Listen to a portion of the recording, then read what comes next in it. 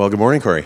Morning. How are you? I'm fabulous. How are you today? Good. It's good. nice. It's nice to meet you. Yeah, you too. Tell me, you're setting up a shop here in Hespeler.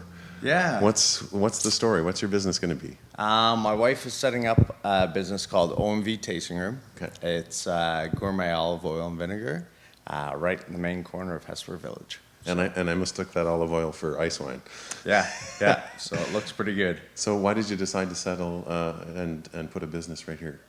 I think Hespeler is probably one of the nice little success stories that we have here in Cambridge. It's really up and coming. There's a lot of momentum down here in the village, and for those of you that have been down here recently, there's a lot of new businesses starting up, and there's a lot of optimism here in the area, and we're really excited about what's happening here in the community.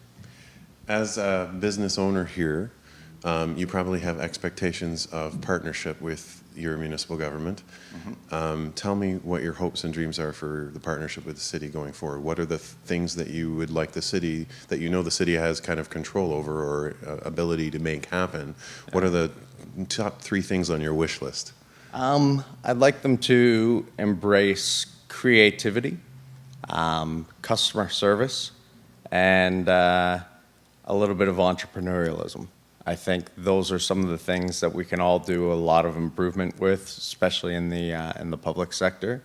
Instead of telling us, what's not possible, tell us what is possible, and maybe think outside the box to work specifically in areas where you've got a lot of legacy in terms of older buildings, older infrastructure, and really trying to do things that are custom to each one of the downtown and bespoke to each one of the downtowns that we have here. Right.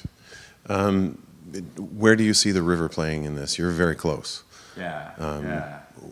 So I think the river, it's a tremendous asset. Obviously, the work that's being done on the trails is excellent.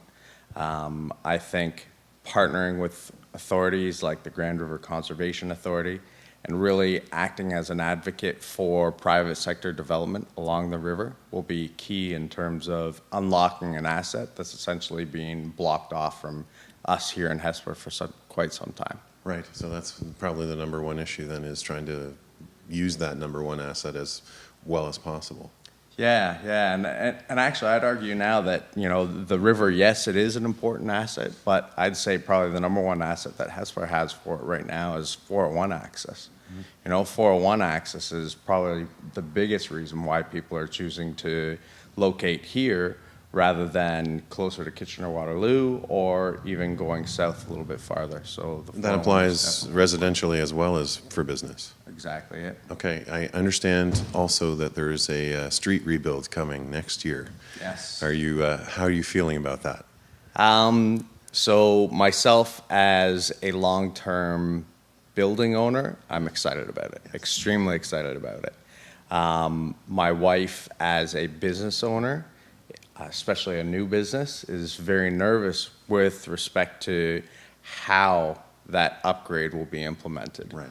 So if we come into a scenario where the street is completely blocked for a prolonged period of time, that's going to have a material negative impact in terms of her revenues and things like that. I think it's really important to work together so that we can stage it out and kind of reduce the short-term pain for the businesses by doing it in a logical fashion, as opposed to just closing it and see you in 3 months. Yeah, that's exactly it. Listen, Cory, it's been great to meet you. Thank you for your input today, and I can hardly wait to hear people's reactions to your comments. Okay, great. Well, thank Awesome. you very much.